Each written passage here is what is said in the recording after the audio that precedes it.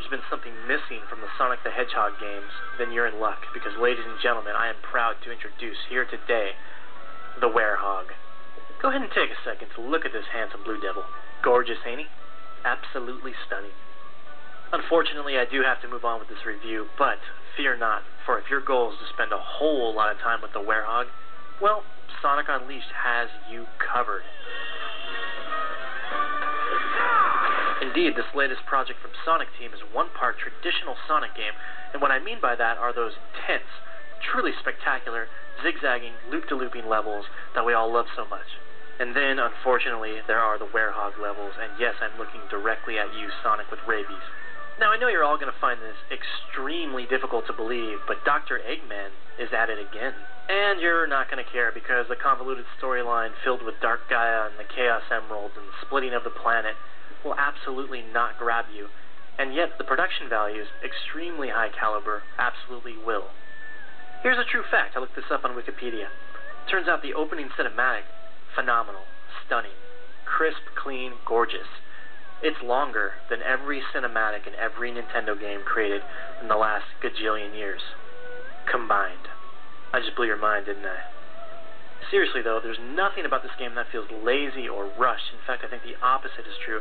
As I said, from the opening cinematic, you have this very epic feeling to the game, and that extends into the other cinemas, and also into the presentation of the hub world.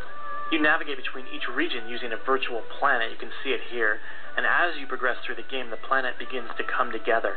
So you're actually able to see your progress as you play via the map screen, which I think is pretty cool. Meanwhile, there's a lot of fan service in the game, including hidden artwork, hidden movies, and hidden music. All of it becomes unlocked as you play, and it's a driving force to keep going.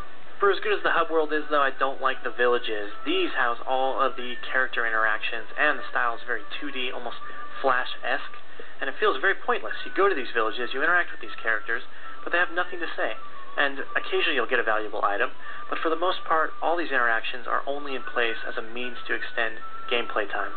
Unleashed is comprised of daytime levels featuring Sonic, and nighttime levels featuring the werehog. Take a guess which ones I like.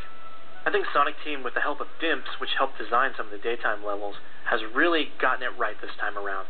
These feel not only lightning fast, but they are filled with all those obstacles you loved from the other games, including the loop-de-loops and the zigzagging, and the bumpers and the jumps, and just the unpredictable, almost chaotic nature of the stages.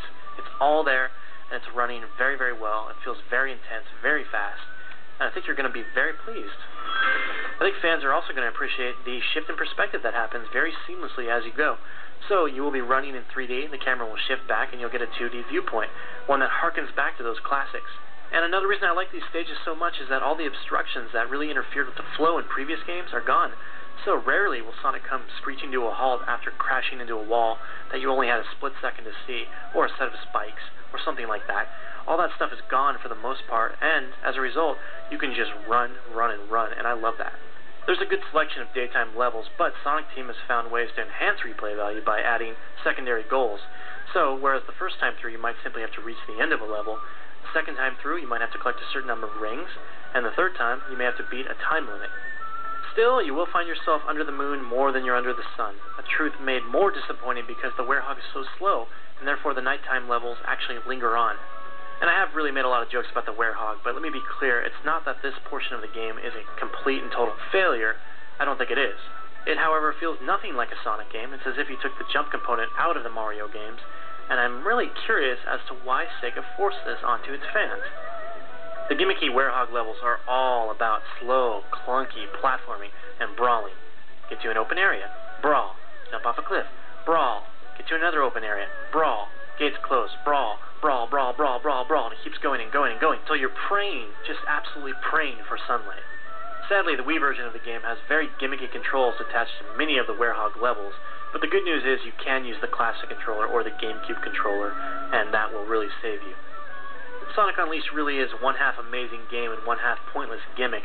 I think if you can brave the nighttime levels, you're going to absolutely adore the daytime ones. For our full written review, check out iGN.com.